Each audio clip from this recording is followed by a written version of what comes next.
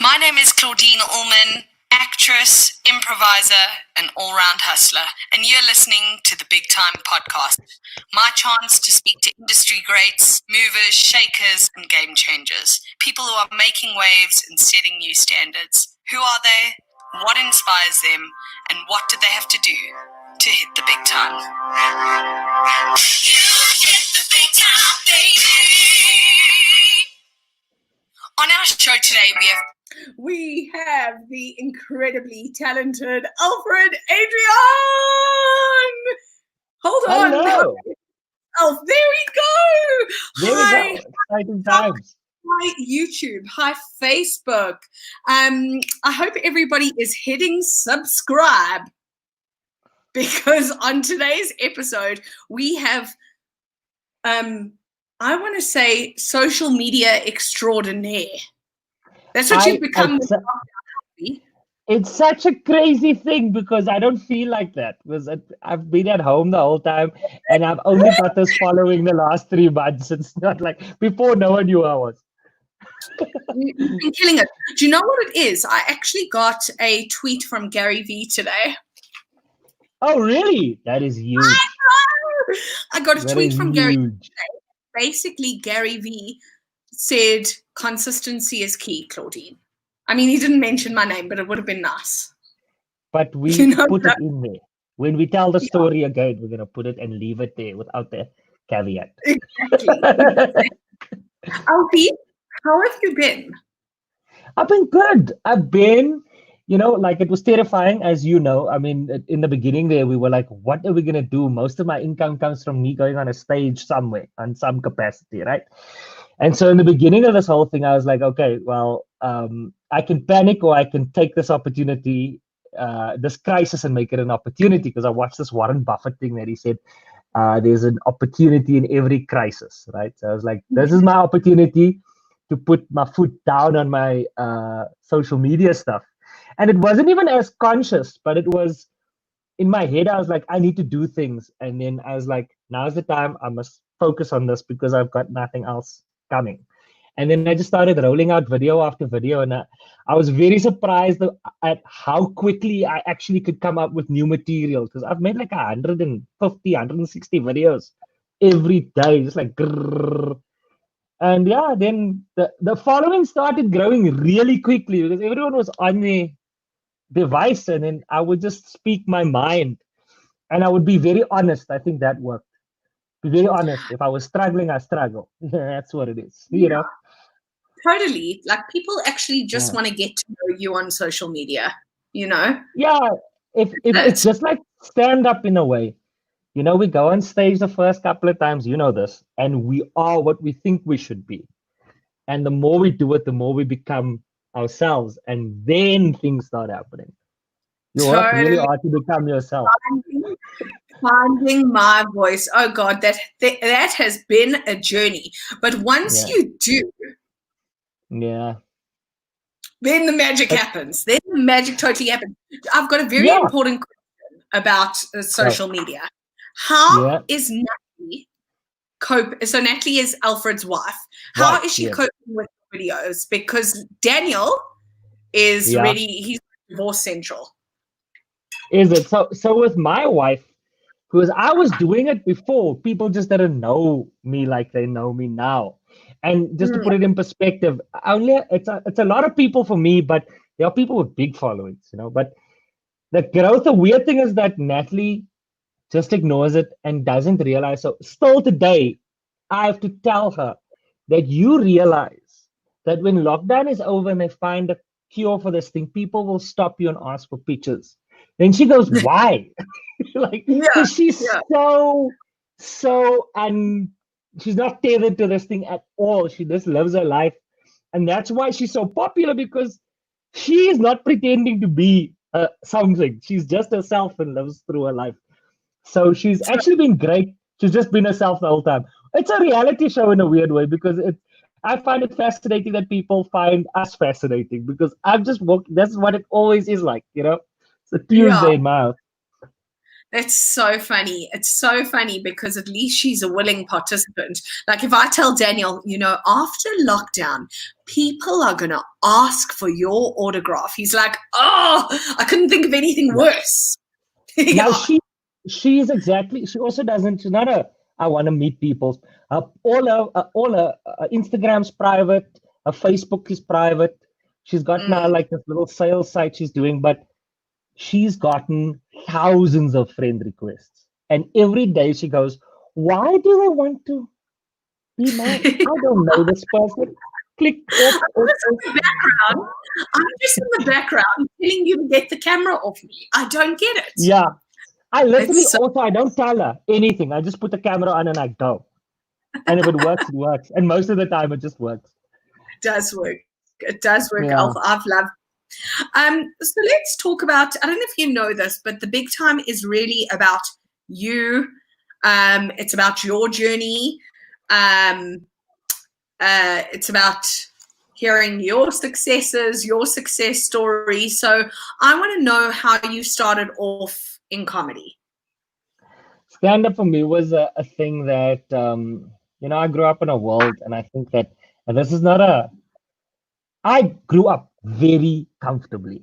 So I want to start there because a lot of people want like tell these rags to riches stories. It wasn't the case. My parents said, okay, we were middle class. My mother's a teacher. My father is a shopkeeper. I've never gone to bed without food, or I've actually had quite a nice pair of shoes on every day. So it's not that thing that people want to go, oh no, I came from that. No, it was my parents had an expectation that I would get a degree. And I went and I did that because I thought that that was what we were supposed to do. So in Port Elizabeth, there was also no exposure to comedy. There is no stand-up today in PE. There's no I can go and do an open spot on a Tuesday. Nothing. So the first time I really saw, I knew what stand-up was. I always enjoyed it. But the first time I saw it done by someone that I think looked like I could make, that made me feel like I could do it, was Mark. I was in university. I bought a ticket to see Mark Lottering. Can we talk about Mark Lottering for a second? I have to have Mark on the show. I am just so I'm obsessed with him. I just think he's so great. He's amazing, and also when you get to know him, he's also like a cool person, which is great. He's not he's what you want him to be. He's not like an arsehole in person. Yeah. So I'll never forget this. I was in Q15 in the back of the theater at the Opera House in Port Elizabeth. Q15. And I was like, I could do this. But then I still went and studied a BCom because that's what you do. You finish the degree, you do the thing. And then I moved to Joburg. And when I was in Johannesburg, by that time I was like sort of the family MC. Always I liked the mic. And because I was a very shy kid, I created the clown, and the clown was sort of was taking over my personality. And so eventually one day, after years of working in a corporate and hating it, a New Year's resolution, I said, I'm going to do stand-up. So everyone always says I'm funny. I feel like I'm funny. I can do this. Walked in at Joe Parker's place. Melissa Follow was still working as the manager. I said, listen, I want to do an open spot. She said, yes, get in line, then. You are number 80. So the open spot drill. You fucking, and then you go through this whole thing. And I said to her, listen, I will come, because that time Trevor just got onto Jay Leno, so everyone thought they could do stand-up. And then the list just got full. And so then I said, I can't wait that long. I'm going to come every Wednesday night and sit on the chair next to the bar where all the comics always sit. It's a quiet night, right? I'll pay for my ticket and I'll sit there, but know that I'm not just sitting there. I want to be on. And 3 weeks went by and she said, okay, cool, you can be on, but you must go to Boksburg. Carnival City, Brakpan. So then I went to Brakpan. To go do the Parkers that was casino. Yes, it was Parkers, and then it became Wackheads Club later, and so it was that vibe. So I went there, and I did it in Afrikaans for the first time, actually, because it was like, it felt right. Yeah, when I walked on stage, my instinct said that I should do this in Afrikaans. And then bang, just I got laughs from. I wasn't that guy that died on my first time out. I got laughs off the bat. In fact, I did better than many of the paid acts. And so it was sort of a very warped way of getting in. So I remember Hannes Brummer coming to me and saying, "You got something." And being very kind, Hannes. And Stig was on as well, and he was very cool. And so then they put me onto other gigs, and not all of them went smoothly, obviously, but then I just couldn't stop. It's not something you decide to stop. That's why I'm not ever going to retire. There's not going to be, I'm going to be, like when you see me in a club, it doesn't mean I have to be there. I'm just going to be there because I can't stop being there. It's not like I'm going to What's step over on a stage. Yeah, I'm going to step over on a stage one day. That's what's going to happen. Yeah. So, yeah. So, And that's what so cool. Cool story. Also, because a lot of people see the glitz and the glam of comedy and stand-up comedy, and they see Trevor's journey, and they think that it's overnight. They don't see the bad, or they don't remember, thank God, the bad, terrible shows and the crying in your car after a gig. And I was listening to an episode of Comedian's Comedian. It was Nick Rabinowitz and Rob van Vuuren interviewing him, and he's talking about resilience. Yeah. And he's saying that is what makes a comedian. Yes. And it's so also like it's not actually even how funny you are. It's like the commitment to being funny. And for me, I can't speak for other people, but I'm only this committed because I love it so much. I was in a day job that I absolutely hated. And I did the job, and I'm one of those guys that'll put everything in. So the worst part is to be good at something you hate to do, because that's like a prison. Because every time I tried to leave my marketing job, they'd throw money at me. That was what was happening. So I had a very good job, and when I left my day job for stand-up, I had bought an apartment and I was driving a German car. And so to leave that, and I worked really hard to get that, to leave that and just jump. There's also this weird thing that people think you must just jump. No, you can do this thing at night for years. And you can be a stand-up and you don't have to be Trevor Noah. You can be a stand-up. I always say, like, when the people say, "What's your goals?" I say, "I've achieved them. I get to be a stand-up. They pay me to go and talk to people. If that audience is 50 or they're 100,000, I'm still a stand-up. That's what I want to be. I've achieved that. That is the thing." So that's so powerful. Yeah, and those so powerful.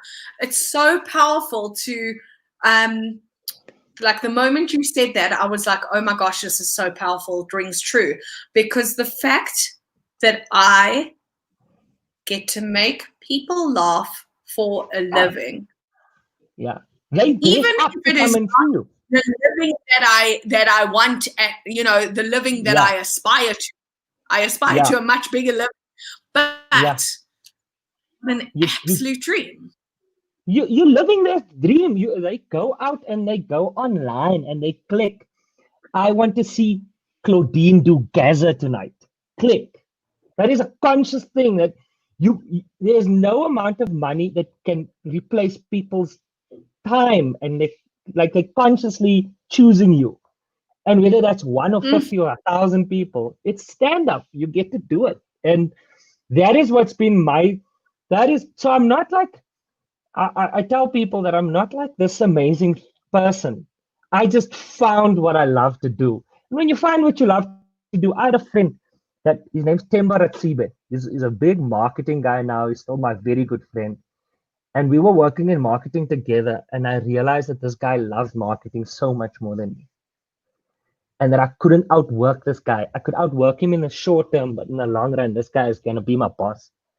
Doesn't matter what I do, because I couldn't wait for 5 o'clock to come. And he could fucking stay there. Sorry for my French. He could stay there until 3 a.m.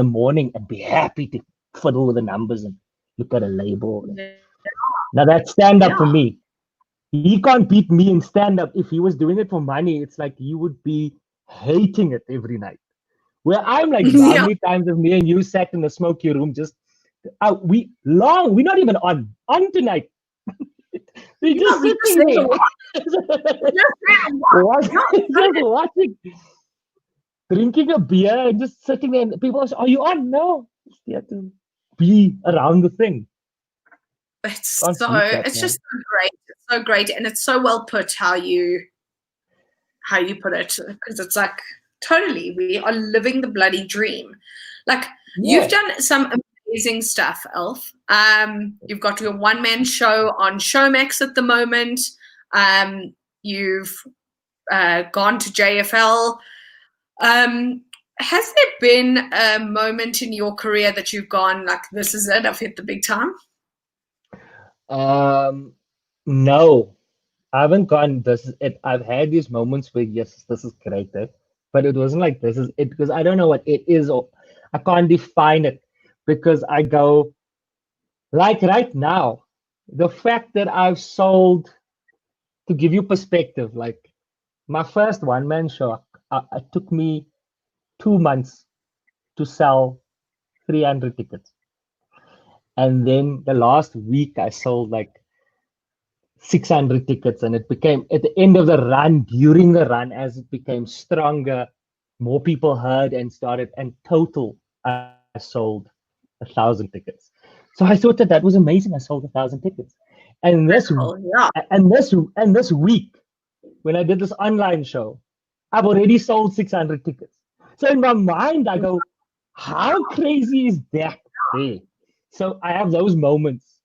I went on stage and I went on stage and performed to open for Mark in that very theater that I sat in Q15. And I went,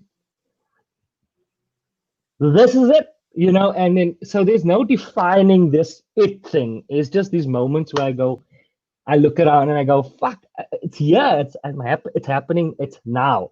And then you move on and then other things happen. And I guess you always aspire to have bigger things, but like there are these moments where you catch yourself going, this is blacks only. I used to go to blacks only, sit in the back, in the cheap seats.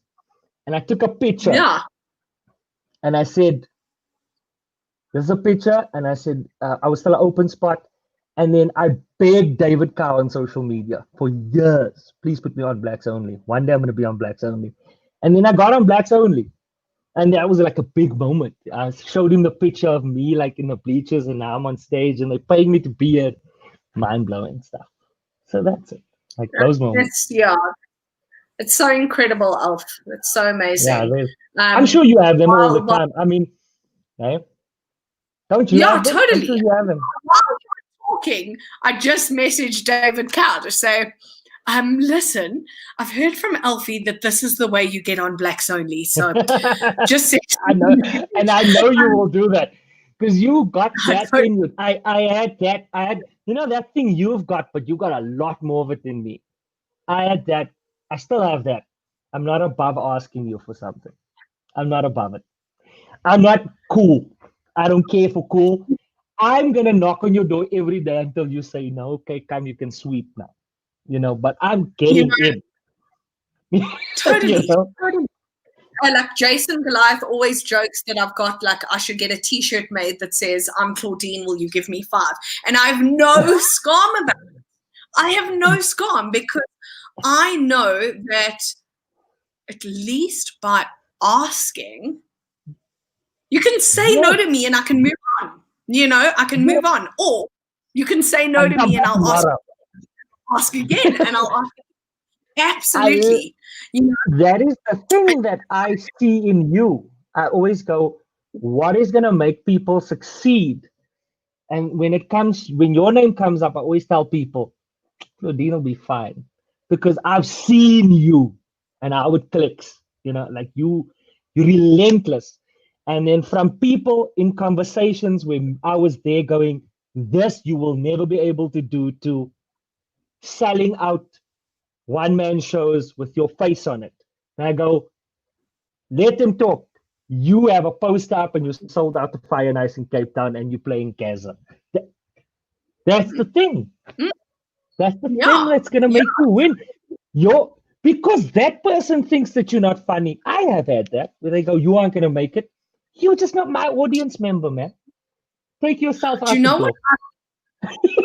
Alf, I would tell you how what you are saying is just ringing so true, because since I've discovered my characters and my style of comedy and how I want to do comedy and my one-woman show, I feel limitless. I feel like I'm going to do this. Whereas before, I was like, I felt frustrated with the process because I didn't know how to be a comedian. Yes. You know? Yes, because you must remember also you had a weird thing. You were successful as a improv person. The first time I heard of you, people said she runs the best improv thing in. I was like, huh? What? Jeffrey Citizens? I'm like, oh. So when you came in, you were already established as that. And then when you wanted to transition, you started dealing with the politics that we all deal with. But I think it was harder for you because people had put you in that ice box already.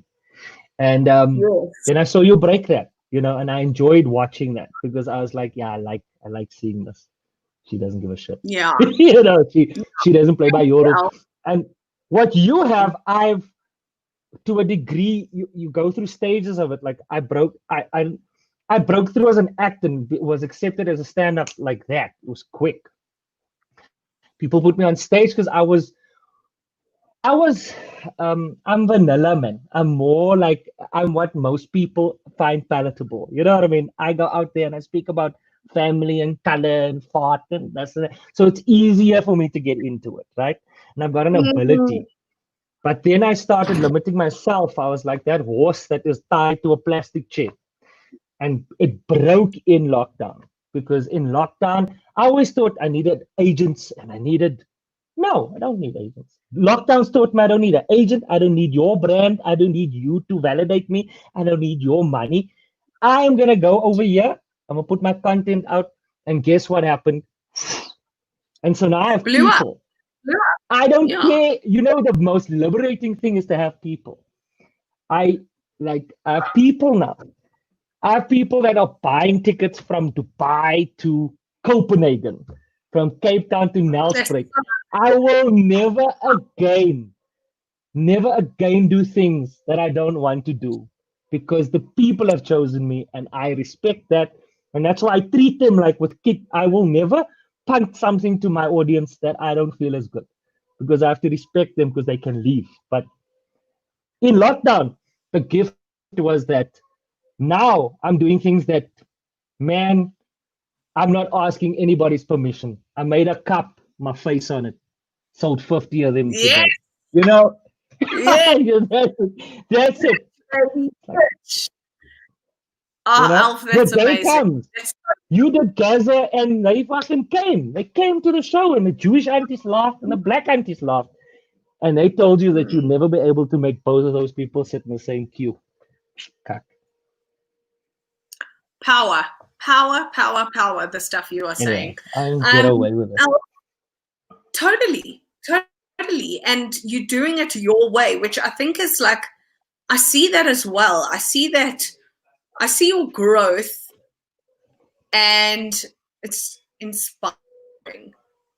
It really is inspiring. It's a cool shift that happened and I'm still sort of catching up with it. And I also tell myself every day that I don't want to, every day for me, I need to make it better than yesterday. I need to do something different. And I've learned to trust myself a little bit more. So in the past, I would overthink things a little and go, no. But so, for example,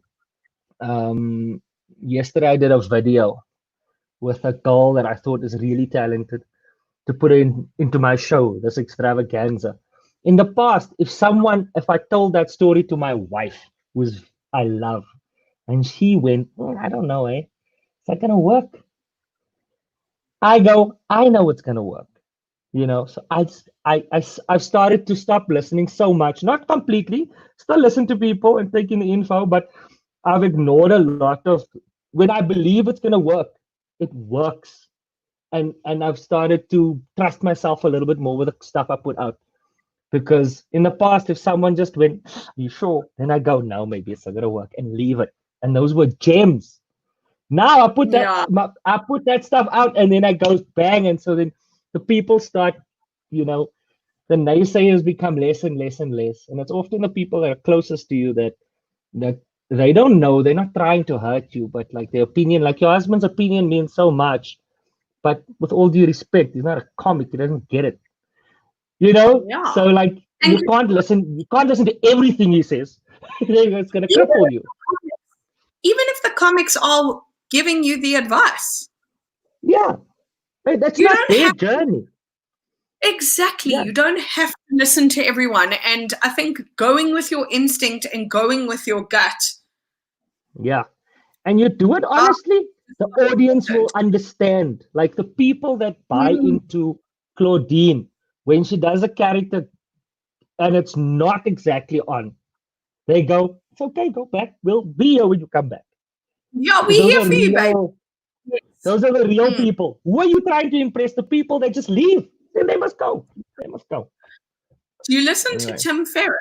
Or, I mean, he's got a podcast, but he's also got books out and stuff like that. So Tim Ferriss basically speaks about um, he wrote like the 4 Hour Work Week and Tools of Oh, I Titans and know things that like guy. Yeah, yeah, I know that. that guy. So Yeah. Tim Ferriss basically says that if you do something for everyone, it's going to be mediocre shit.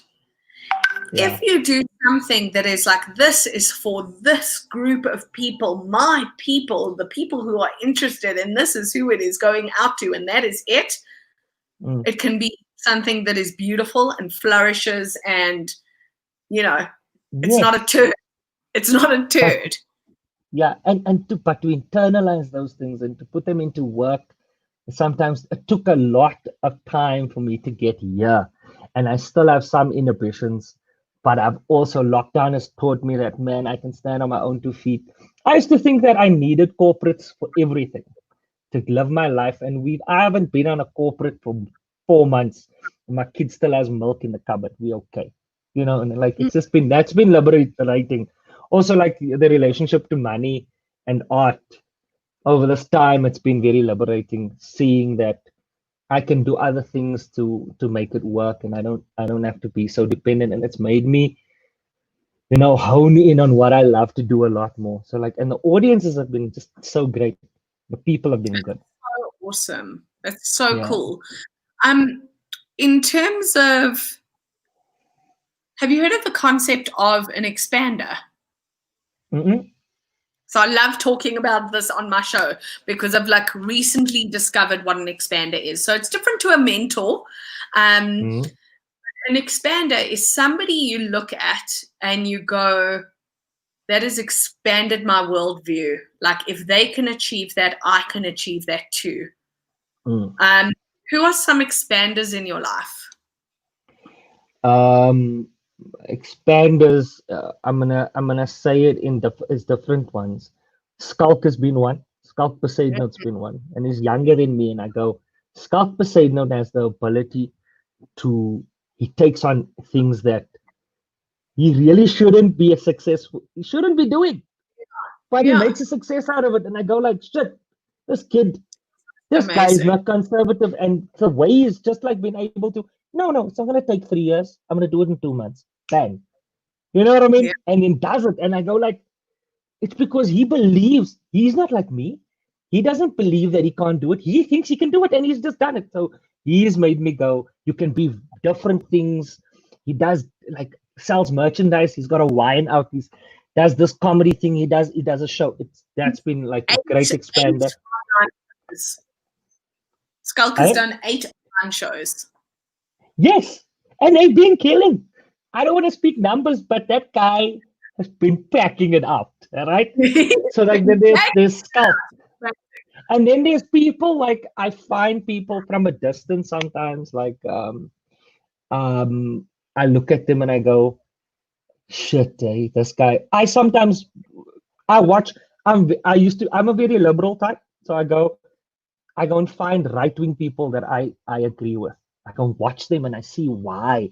So I've been watching Fox News and then I find this guy and then I'll watch them and I go, I don't agree with everything, but hell, that expands my mind. Like there's this guy called Patterson that is like feminists hate him, but and I'm also like very quick to jump on my horse. But then he says certain things that people aren't completely wrong. Racists aren't just because a racist guy said that a colored guy is this way doesn't necessarily mean that it's wrong. So I've had to sort of mold my head around that. And then my dad was also a very big expander because my dad has no business being a successful man in a world where he dropped out of school in primary school to have businesses and property. And you know how many people told that guy because you can't spell because you're dyslexic that you won't make it in life. You know how many people must have told that man you are not going to succeed without an education in 1970 and 1960, and then having to go against the grain and go, no, but I'm going to build this and I'm going to sell that, and then my kids one day are all going to go to university. That kind of thing makes you go like, what was that mindset like? So there's a couple of those. Wow. Oh, I bloody yeah. I love the show, Alf. You know why? This is episode, I don't know. I don't even know what episode this is. I haven't been counting. But I am and the viewers that I do have send me messages to say they are so inspired. They are so inspired by people's journeys and their stories and their view on the world and their view on success, their view on what the big time is. And I'm hugely inspired by what you're telling me. It's amazing. It's amazing. It's so bloody cool. Thanks for having me. Yeah, because I also sometimes later on in like I'm 38, turning 38. In the past I used to, these are the beliefs I have, I stay here. Now I'm at a place where I deliberately go and find those contrarian people, those things that challenge my thinking the most. And the internet's great for that because you can do it in private there and go, oh, I actually didn't know that I was saying was warped. And sometimes someone says some crazy stuff. So like if you just hear their name, you switch the light off. I saw this with Julius Malema at the Mail and Guardian gathering. I saw him walk on stage, a room full of predominantly white males, a lot of white males, and captains of industry. And I saw like 5 or 6 of them just as he walked on, just got up and left. And then he started talking, and there was this and at the end of the thing, I saw most of those people against their own will go, he's actually not as crazy as what the media makes him out to be. And even me, I was like, this guy that made sense. Okay, that's crazy. That made sense. And then I thought, I need to find more people. I need to find more people that I completely disagree with to try and understand their point of view, because that's where the nugget, people that you think the same as can't teach you much. As those people that you have no idea, like you dislike them, sometimes there's nuggets of truth there. So I'm like that now, weirdly enough.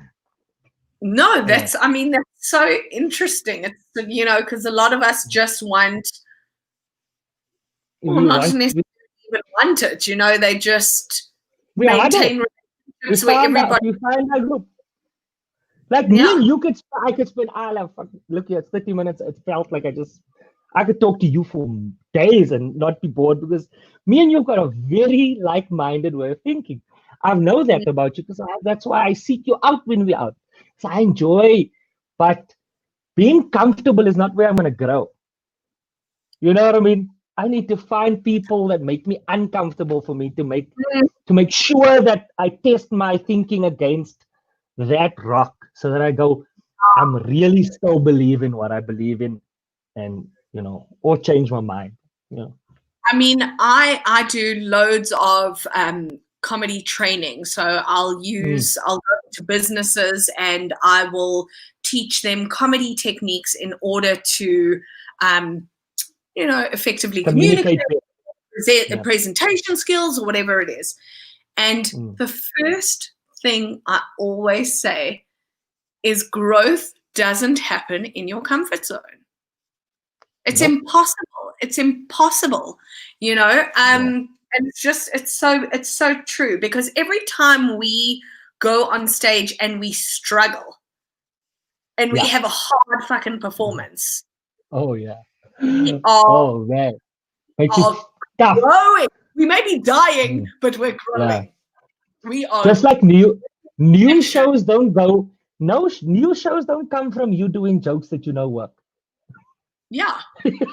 Old shows come from that. Like, you gotta go out there and risk it. And trust me, I've seen Trevor struggle. I was in New York City, 3:00 in the morning, watching Dave Chappelle. And I was like, this is terrible. I'm going home and sleeping now. And I think he's amazingly funny. But that guy understands that he needs to bomb and test. And so when you see your comic die, that's not the show. When he says special, when Claudine says come, this is the post. When there's a poster, you're going to be entertained. When she's on a billboard somewhere, she's practicing.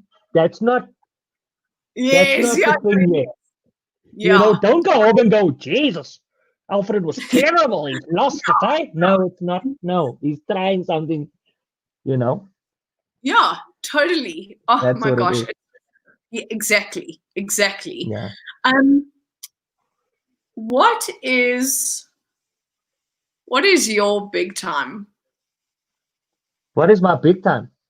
Like I said, I think earlier that like my big time shifted like forward and backwards. So in my personal life, I used to be materialistic, and I still am. I love material things.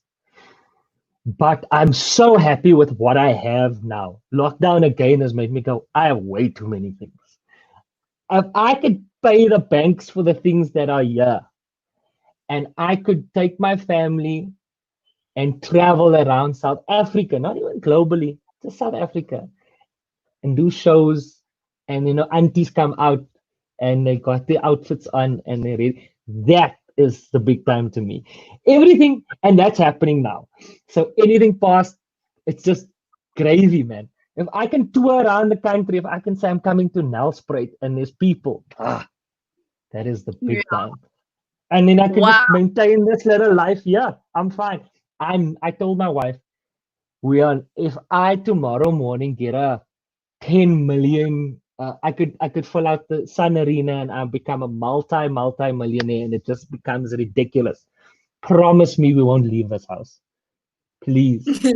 Because it all those material things makes me less creative. Because I worry about the rates. She's calling me about, did you pay that? And then that's not good for my jokes. It's not good for my jokes. Art anymore, it's about desperation. Yes, you're doing that.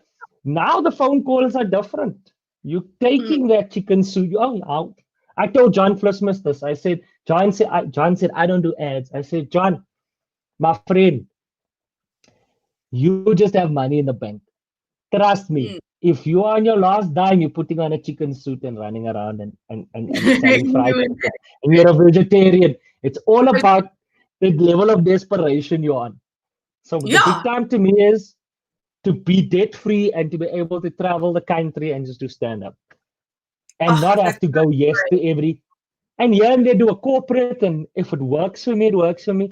Oh man, the power of not. The other day it happened to me for the first, like one of the first times. I say it didn't bother me that the person, they wanted to book me or they wanted to book Mojack. So I went, okay, this is what I do, this is what they do. Then they took Mojack, and then I was like, okay. Yeah, it's totally. I don't feel any emotion. I didn't feel any kind of way. I felt good for them because I know how good Mojack is gonna be. But I'm also not, and I want more of that detached from money feeling. So money thing is messing you You're not up. in competition with them. You're not in No. competition with them. And also, do you know what it sounds like? It sounds like you are just in such a great space of, I'm content.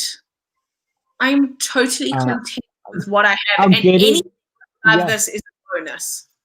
If I can just pay for this house, finish paying this house, even if I'll be so happy just to be able to go from town to town and sweep the country with jokes and then start again. And then if I have a little bit of extra, we go to London and we do it there. And you know what I mean? Just like those possibilities. That's all I want.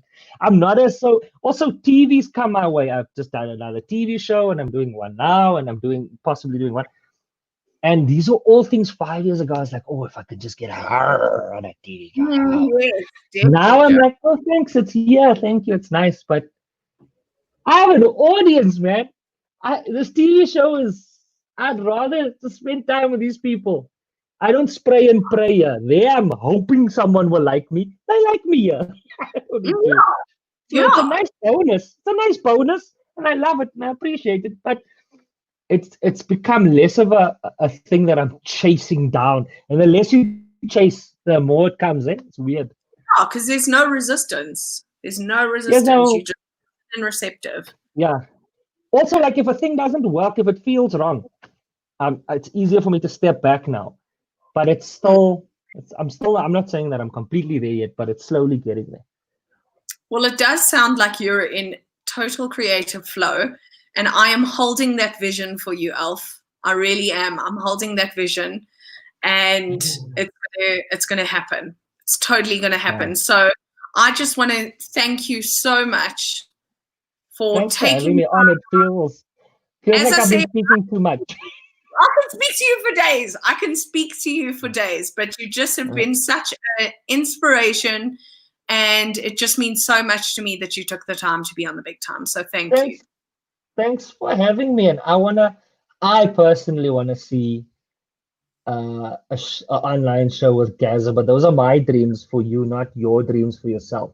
No, they are my dreams for myself. So I'm working on, the only thing is I've got to go live with audience because obviously it's very interactive.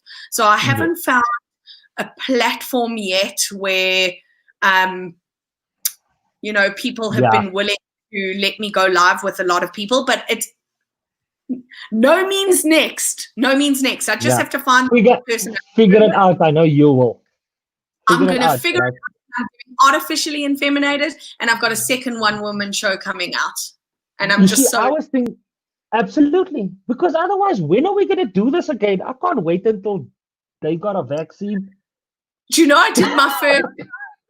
I did my first live, outside performance. I did Park Acoustics the other day. Oh, yeah. You're sitting in a venue that is an open-seater 25,000 venue, 25,000 seater, and there's 4 people in front. And I had the time of my life. Of course you did. I was milking that shit. I cannot. It's like throwing a fish back into the water. It's that's what people don't get about us. I've done some dodgy gigs. They went, oh, so Alfred, you've been in comedy. People have said this over the years. They're probably saying it to you now.